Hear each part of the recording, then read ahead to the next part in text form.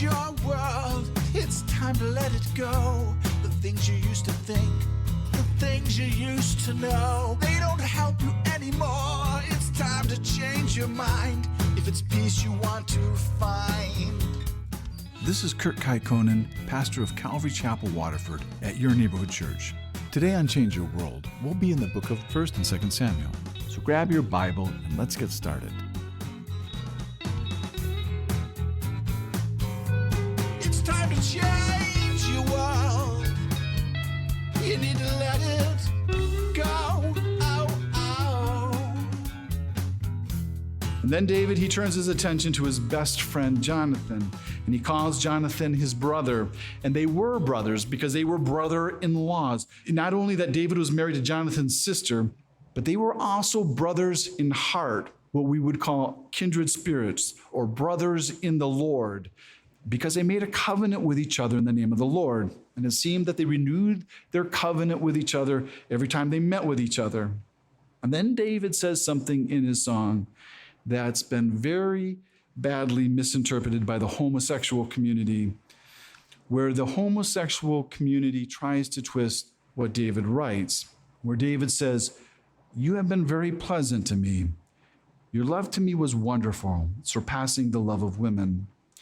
And these people who twist David's words, what they're trying to do is they're trying to twist David's statement to justify their own homosexuality. But David was never a homosexual, though he had other very serious sexual sins, to be specific, adultery, which he had to repent from. But David was never a homosexual. And if you knew anything about David, if you've ever read and studied the Psalms, you would immediately see that David was a staunch believer in the Mosaic Law. And you can see that really clearly if you ever read Psalm 119. And if you look at these words very carefully, what David is writing here, you would see that he's not saying that he loves Jonathan like he loves a woman. He's not saying that because David, he's not even talking about his own love for Jonathan at all. David is writing about Jonathan's love for him, that Jonathan's love for David is greater, that it would surpass even the love someone would receive from a woman, which would be like the kind of love someone would receive from a mother, because a mother is a woman, or being cared for in the things of like the way a wife would care for a husband, because we've seen Jonathan care for David's needs. Jonathan has taken great care of David, and we saw that when he gave David his armor, and how Jonathan, he gave up his right as heir to the throne to David, and how he's protected him from his father. And David, he doesn't describe this kind of love or try to use any kind of phrase like the love of a man, because men, they don't love as deeply as women. They're not as giving. And in my opinion, if he said something like that, well, that would have probably sounded much more homosexual in nature. So this has nothing to do with sexual gratification. And it's a shame on these people who think that a man can't love another man in a strong way without being homosexual in nature. That's enough said. Right. So now chapter 2, it begins with David inquiring of the Lord, because David isn't going to do anything anymore without seeking the Lord first. And we're not told how David inquired of the Lord, but it's likely that he did it through Abiathar the priest with the ephod, or through Gad the prophet. And David, he's known now for about 20 years that he's the next anointed king of Israel. And now Saul's dead. But David, he doesn't go and try to take the kingdom by force or by his own will, even though it's common knowledge that David was to be the next king. And David, he really can't stay in Ziklag, because Ziklag is in Philistine country, and it's under the control of King Achish of the Philistines. And so David, being from Judah, he asked the Lord if there's a city in Judah that he should return to. And the Lord told him Hebron. And Hebron is 25 miles away from Ziklag, and it's probably the most important city in southern Judah, where this is the city that's the very closest to the tomb of Abraham, Isaac, and Jacob, along with their wives. And this is now the first time in 10 years that David and his men have been able to live in a prominent city without being hunted as fugitives. And so David, he moves in with his two wives, Abigail and Ahinoam, and his whole army moves in with their wives and children. They all move in with them. And so they probably just increased the population of Hebron by over 2,000 people, and that would be noticed. And David, he didn't show up and approach anyone to make himself a king, but it was the elders of Judah. They approached David to make him king. So David, he didn't approach them. He was asked to be their king. Because David, he wasn't seeking or striving for his own advancement. It was for God to make David king. David wasn't going to go claim kingship for himself. But the elders of Israel, they recognized David as their leader, and so they anointed him king over Judah. And David will reign here from the city of Hebron for the next 7 years. And this is going to be a time of relative peace for David. And so here, these men of Judah, they inform David of what we learned last week about those men of Jabesh Gilead, that they risked their lives to bury Saul. And so David, he sends them a message, and he commends the people of Jabesh Gilead for what they did for Saul, for their loyalty to him. And so David, he also informs these men of Jabesh Gilead that Judah has made him king over Judah. And so to some people, this seems like a little bit of self-promoting on David's part, as if David is trying to see if these people might want to make him their king too. And it could be partially true. But what David is doing here is he's sending thanks, and he's genuinely saying thank you, that he appreciates their loyalty to Saul.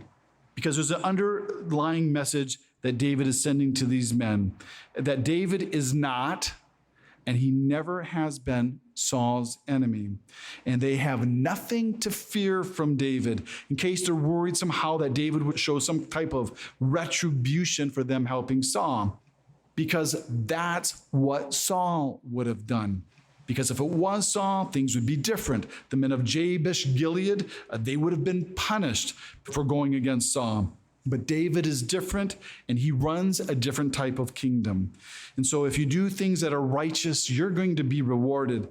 And so David is telling them here that when he can and when he's able, he will pay them back for their kindness. And then we get to verse 8, and we see what's happening back in Saul's kingdom after Saul's death. And we see Abner, who was Saul's commander and his main general, who was also Saul's cousin. And Abner and David, they have also had a long history with each other. And it has to be somewhere around 15 years since David slew Goliath. And they're also relatives through marriage. And they both served under Saul at the same time. They were both generals in Saul's army. And if you remember, it wasn't too long before this that David, he mocked Abner for not protecting King Saul. That was after David spared Saul's life, where he said in front of his whole army, which includes Abner, where he stated that David would be king. So Abner, he knows that David is God's anointed king. And later on, Abner, he will confess the same thing himself, that he knew that God had said that David would be the next king. But Abner, he's one who will always take care of his own best interests first. And so he takes Ishbosheth, Saul's last remaining son of the royal family, and he makes Ishbosheth king over Israel. Some people think that Ishbosheth may have been an illegitimate son of Saul through one of his concubines, because he's never been mentioned up till now. But if he was or he wasn't, Ishbosheth was a weak leader, and he was probably also not a very strong warrior. And that may be why we don't see him at that last battle where his father and his brothers died. And that maybe dad left him home. And the whole time we see him as king, we never see Ishbosheth ever going out to battle himself. So Ishbosheth, he really was only a puppet ruler, where Abner, he was the real one who's leading the remnant of Saul's kingdom. So Abner, he takes Ishbosheth, and it says that he takes him over to Mahanaim to make him king, which means that they have left now the capital city of Gibeah, and they've crossed over to the east side of the Jordan River to set up a new capital. a capital that would be safer for Ishbosheth over in Mahanaim. And Mahanaim, it was one of the Levitical cities, and it's in the northern side, east of the Jordan River. And it says here that Ishbosheth was crowned king at age 40, but that he only reigned for 2 years. And we know that David, that he became king of all of Israel after 7.5 years. So what this is telling us is that it took 5 years after David had been crowned king of Judah for the rest of Israel to actually get behind Ishbosheth to make him king, to get the other 11 tribes behind him. So Ishbosheth, he didn't become king right away after Saul's death like David did, where David became the king of Judah right away. And David, he allowed Ishbosheth to reign over most of Israel. And he never challenged him, and he never tried to take the kingdom away from him. Because David, he never forced his reign on the people. David waited for God to give him the kingdom. And it's the same way how Jesus never forces his reign on any people. But there will be one day where the kingdom will be given to him by his Father. And like here where David trusted the Lord to give him the kingdom in the Lord's time, even though Ishbosheth was never the Lord's anointed king like his father Saul was. But Abner, after making Ishbosheth king, that actually means that Abner was actually declaring war on David. And then by having all the tribes of Israel, excluding Judah, that made Ishbosheth's kingdom a much stronger kingdom than David's kingdom, where it should have been easy for Abner to defeat Judah and to be able to take the whole kingdom. And then we get to verse 12, and we see Abner leaving with his army, and he's crossing over the Jordan River, and he's going to Gibeon, which is about 23 miles north of Hebron, which was David's capital.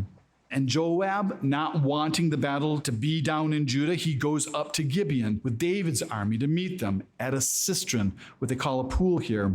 And Abner challenges Joab to a representational battle where 12 men are picked from each army that will represent both armies, which is a lot like what we saw with Goliath, where Goliath challenged Israel to send a man to battle against him to represent Israel. And in this battle between Abner's men and David's men, there was no winner because every one of them died, and they changed the field's name to the Field of Sharp Swords, but there was no distinct winner. And so a total battle breaks out, and we're told it was a fierce battle. And on Judah's side, we're told about those 3 sons of Zeruiah. And Zeruiah, that's David's sister. So these are David's nephews, Joab, Abishai, and Asahel. And Zeruiah being an older sister, these 3 nephews could have been around the same age as David. And Asahel, being fast, he goes after the prize. He goes after Abner, a seasoned warrior, a general, because Asahel, he wants to take Abner's armor as a trophy. And Abner, he warns Asahel, and he tells him that he has no desire to harm him, because he doesn't want a blood feud with Joab, because that would make a lifelong conflict between the 2 generals. And so he tells Asahel, take whatever armor you want from one of the other soldiers. But Asahel, he has no intent on giving up on his trophy, because Asahel, he knows that he can outrun Abner. And where it says Abner struck Asahel with the blunt end of his spear, one commentator said what Abner did was an old battlefield trick, that Abner, he stopped fast, and he let Asahel run into the back end of his spear.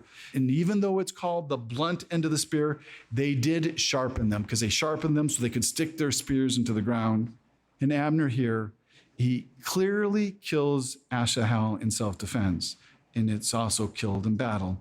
But Asahel's brothers, Joab and Abishai, they take up the chase and they pursue Abner to avenge the blood of their brother. But Abner's men, he rescued them, and Abner and his army, they retreated up on this hill of Ammah, which is east of Gibeon. And by them being on a hill, that would have been easier for them to defend themselves. And then Abner, who started this whole ordeal, he calls out for a truce, where Joab let Abner know if he hadn't cried out, that they would have pursued them all night. But Joab, he would have known that David wasn't trying to make a division in Israel, but that he was actually trying to bring unity. So Joab, he blows the trumpet, and then Abner, he retreats that night 30 miles back over the Jordan River to Mahanaim, where Joab and Abishai, they return to Hebron, stopping on the way to bury their brother Asahel in Bethlehem, their own hometown. And then when the count was made, Judah had only lost 20 people, including Asahel, where Abner, their army, they lost 360 men. And that's where we end chapter 2. And then the first verse of chapter 3 starts, "Now there was a long war between the house of Saul and the house of David, but David grew stronger and stronger, and the house of Saul grew weaker and weaker." So last week, David was anointed king over the tribe of Judah, making the city of Hebron his capital, where Ishbosheth, King Saul's only remaining son who could be heir, was made king over the other 11 tribes of Israel, with this all arranged by Abner, the commander of Saul's army. And then we saw the first battle between Israel and Judah, where Israel, they didn't do so well, where they lost 360 men to Judah's loss of only 20 men. And in verse 1 of chapter 3, where it talks about this long war between the house of Saul and the house of David, this is suggesting 2 years of occasional clashes. This is not just like one long battle after another. And while David's house is becoming stronger and stronger, and even though Saul's house is becoming weaker and weaker under Ishbosheth, Abner is using his position in the house of Saul to make his authority stronger and stronger until Abner is able to make David an offer he can't refuse. But besides David's kingdom growing stronger, David's family is also growing bigger. So now in Hebron, instead of having only 2 wives with no children, he now has 6 wives and 6 sons, where each of his wives, each one has their own son. And so this is the beginning of David's harem. And polygamy was common, but having multiple wives wasn't to be practiced by Israel's kings. And that's according to the Mosaic law in Deuteronomy 17:17, where Israel's kings, they were forbidden to multiply wives or to multiply horses or to accumulate silver and gold for personal wealth. And David, he never had a problem with multiplying horses like the other kings did, because however many horses you had, that was the sign of your military strength. And he never had a problem with acquiring personal wealth, because all the wealth he gained, he dedicated to the Lord and to the building of the Lord's house. But David, he did have a problem with women, and he had a problem raising children, where in this area, David didn't follow the Lord's command, but he followed the ways of the world, the ways of the other kings. Because this is how all the other kings in the cultures around David, they expressed their power and their status. But this didn't please God, and David, he might have thought he would be able to get away with this, but he didn't. And we don't know much about any of these wives, except that David had married Ahinoam before becoming king, along with Abigail. And Abigail is the one we know the most about because she was Nabal's widow. But there are 2 thoughts of how David acquired Maacah, the daughter of King Talmai of Geshur, as a wife, where one thought was that it was a political marriage because Geshur is a city-state around the area of the Sea of Galilee in the north. That was a political marriage because that was close to Ishbosheth's capital. But the other thought is that David had taken Maacah back around the time of 1 Samuel chapter 27. And that's back when David attacked the Geshurites while living among the Philistines. That when David saw her and saw that she was a beautiful princess, that he killed everyone, but he kept her alive and eventually married her. But that's speculation. But we do know she was beautiful because she had beautiful children. She had Absalom and Tamar. And those are the only 3 wives we know anything about. And out of the 6 sons, only 4 are mentioned later. There's Anan, who committed incest, and then Chileab, where all we learn about him is that he's also called Daniel in 1 Chronicles. And then there's Absalom, who murdered his brother and tried to overthrow David's kingdom. And then there's Adonijah, who was executed for trying to take over his brother Solomon's kingdom.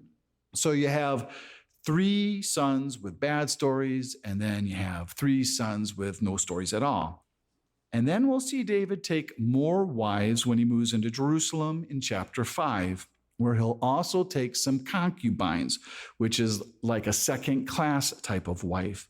And he'll have so many children from these concubines that they'll never be named. And where I think of some of David's problem with his children was that he didn't really raise his children, that they were all raised primarily by their mothers. And many of their mothers weren't Jewish. And so they didn't believe in God the same way that David did. And we never, ever hear of David pouring out much of his life into his children. So David, although he was a great man, he was not really a great father. And then we get down to verse 8, and we see Abner, who's the real person who's running Ishbosheth's puppet kingdom, where it says that he strengthened his hold on the house of Saul. Where it looks like Abner's intentions may be to take over the kingship from Ishbosheth. And then we see here Ishbosheth, he accuses Abner of laying with one of King Saul's concubines, and that's Rizpah. And when Abner's accused by Ishbosheth, Abner, he doesn't deny it, but he does what almost everyone does when they're accused of doing something wrong when it's actually true. He gets angry and he attacks the accuser. And what we need to understand here is that this is a serious offense, that this is considered to be an act of treason, that this is Abner's making a bid for the throne, that he's trying to acquire the former king's property that belongs to the new king. Because when a king dies, or if a king is dispossessed, the old king's concubines becomes a part of the new king's harem. So Abner here, he is acting like he's the king. And we'll see this later when Absalom takes David's concubines and he lays with them on the roof for all of Israel to see. That's when he was claiming the kingship. And we'll also see this when Solomon's king, when his brother Adonijah asks to marry Abishag, one of King David's former concubines after David's death, because that was also considered to be an act of treason against Solomon and against Solomon's throne, and he was put to death for it. And so what I think that since Abner, since he can't secure the throne here for himself, and with him seeing that Ishbosheth's kingdom has no future, he decides to join the winning side and to join with King David. And so he says to Ishbosheth, he says, "Am I a dog's head that I belong to Judah?" And if I was Ishbosheth, I would have said, well, if it looks like a dog's head and it talks like a dog's head, yes, Abner, you're a dog's head.